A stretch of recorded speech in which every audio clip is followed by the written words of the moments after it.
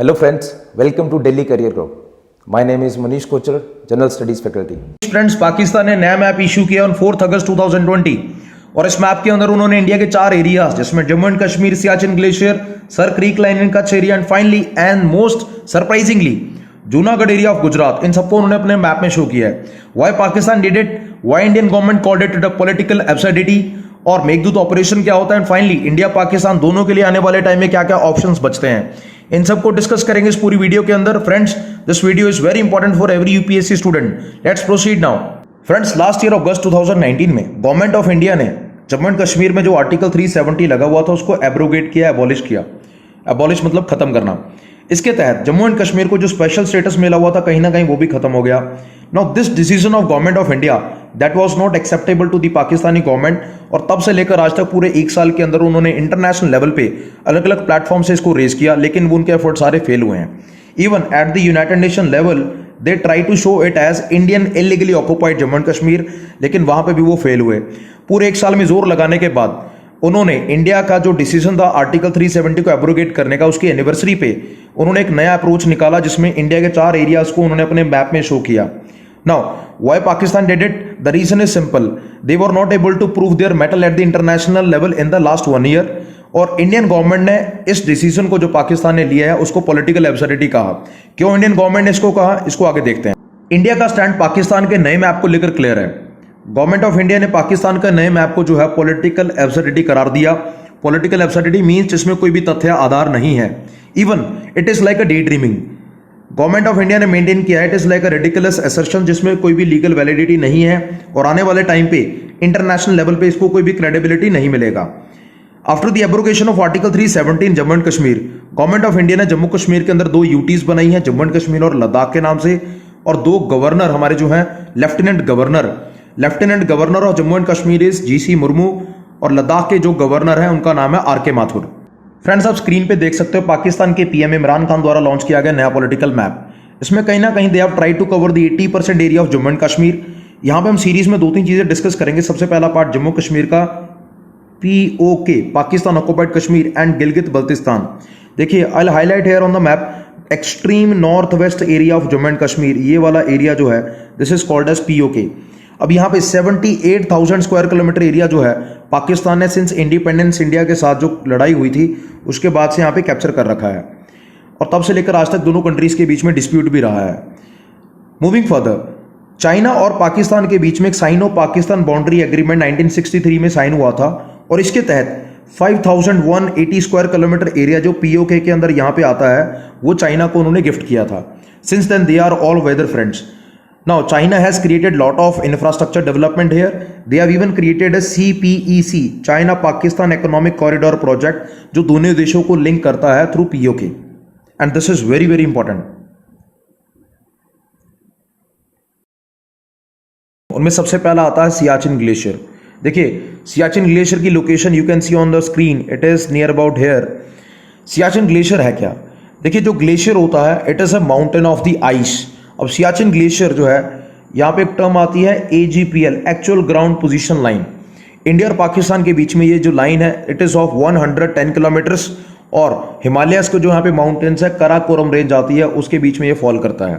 आपको यहाँ पे लोकेशन याद करना है इसका. AGPL लाइन जो है इंदिरा कॉल और LOC, पाकिस्तान और इंडिया के बीच जो LOC आता है लाइन ऑफ कंट्रोल, दोनों के बीच में आता है.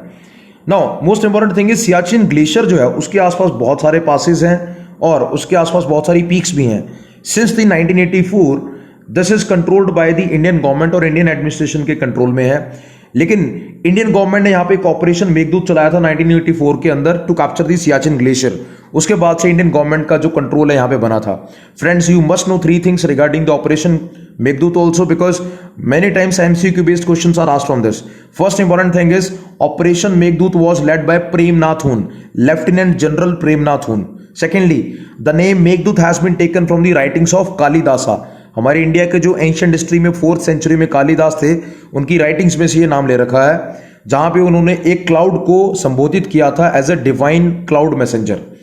Next important thing that you must know about this is it was conducted on 13th April 1984.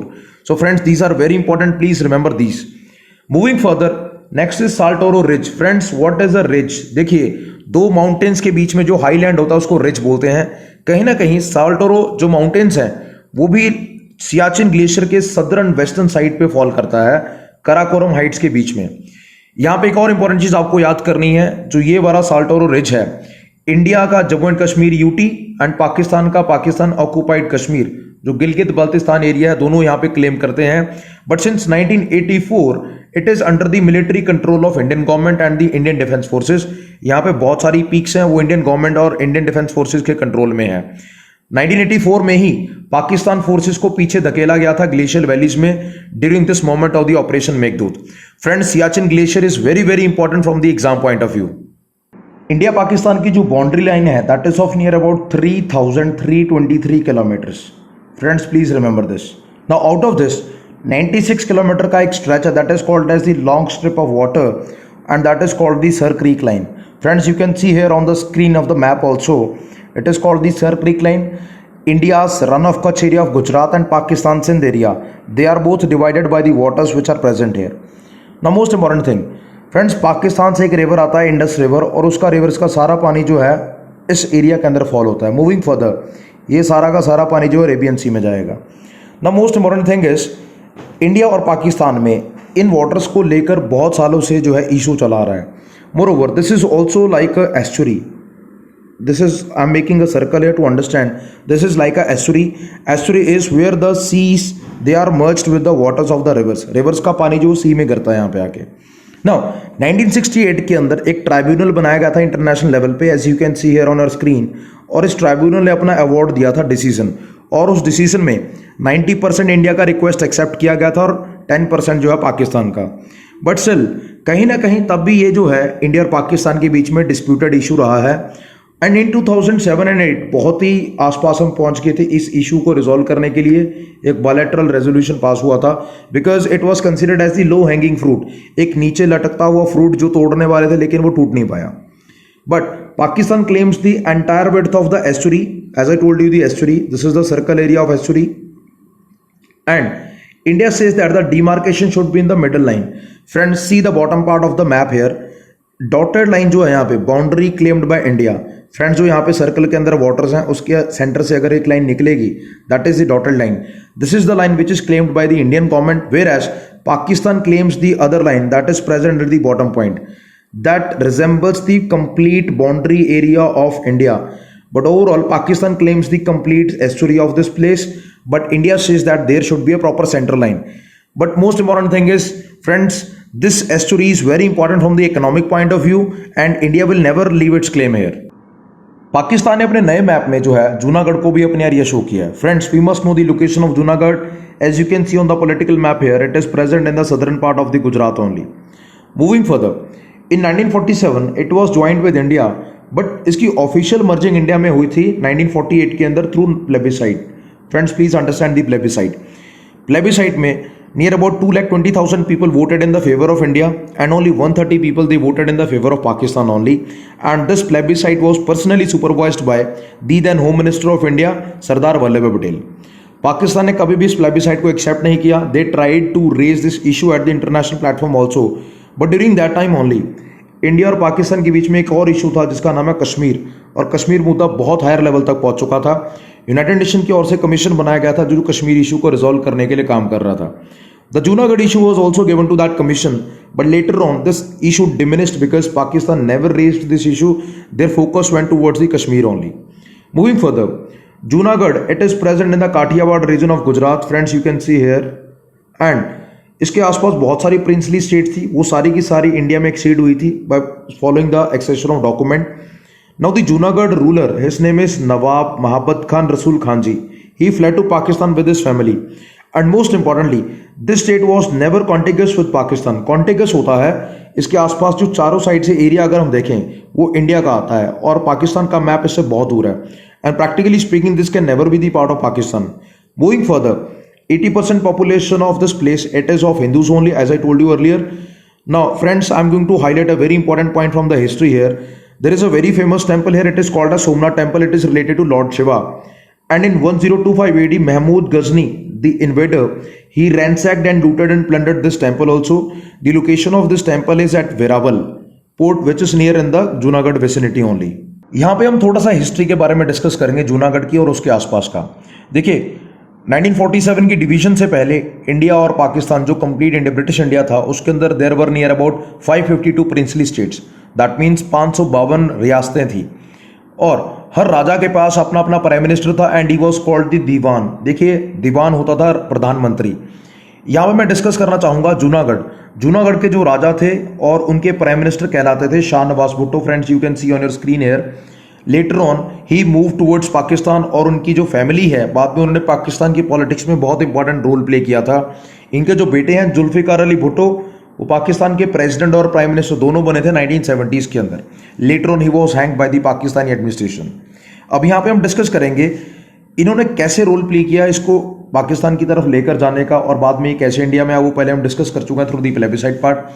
देखिए मुस्लिम लीग जो पाकिस्तान की पॉलिटिकल पार्टी थी, मोहम्मद अली जिन्ना की कराची के अंदर इन्होंने मीटिंग के अंदर उनके साथ जाने का प्लान आउट किया था।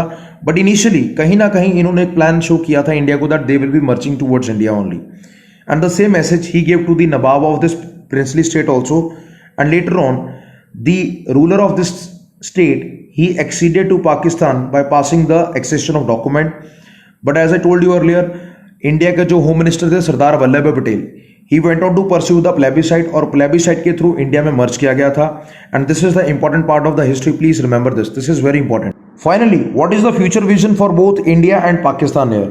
Friends, India and Pakistan दोनों कंट्रीज के बीच में बहुत सारे कंटेंशियस इश्यूज हैं, no doubt that is true. आने वाले टाइम में कभी ना कभी दोनों कंट्रीज को एक टेबल पर आना पड़ेगा और अपने इश्यूज को रिजॉल्व और डिस्कस करना पड़ेगा। Now the most important thing is हमारी हिस्ट्री में हमने देखा है 4 वॉर्स इंडिया और पाकिस्तान के बीच में जो हुई हैं, लेकिन वॉर्स के बावजूद आज तक बहुत सारे इश्यूज है वो पेंडिंग है। The 4 wars which happened in the history they are 1948, 1965, 1971 and finally 1999 Kargil war. India has won all these wars but still there are issues which are contentious. Moving further, आज के देश की अगर हम देखें तो आज के टाइम पे दोनों कंट्रीज न्यूक्लियर कैपेबल हैं और war is not the solution. The most important part here it is that Pakistan को जो अपनी इनडायरेक्ट सपोर्ट वो टेररिज्म को देता है वो रोकना पड़ेगा।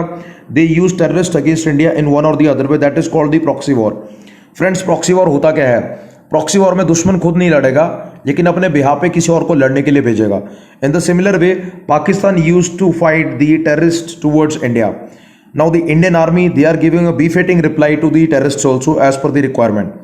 Moving further, पाकिस्तान को कहीं ना कहीं इंडिया की सोवरेनिटी को रिस्पेक्ट करना पड़ेगा। जो एरियाज इंडिया के कंट्रोल में आते हैं उनको रिस्पेक्ट देना पड़ेगा। But as of now we can see in the international scenario कहीं ना कहीं ऐसा लगता है पाकिस्तान ग्लोबल अटेंशन गार्नर करने के लिए सब करता है under the influence of China, because Pakistan and China they both are the all weather friends.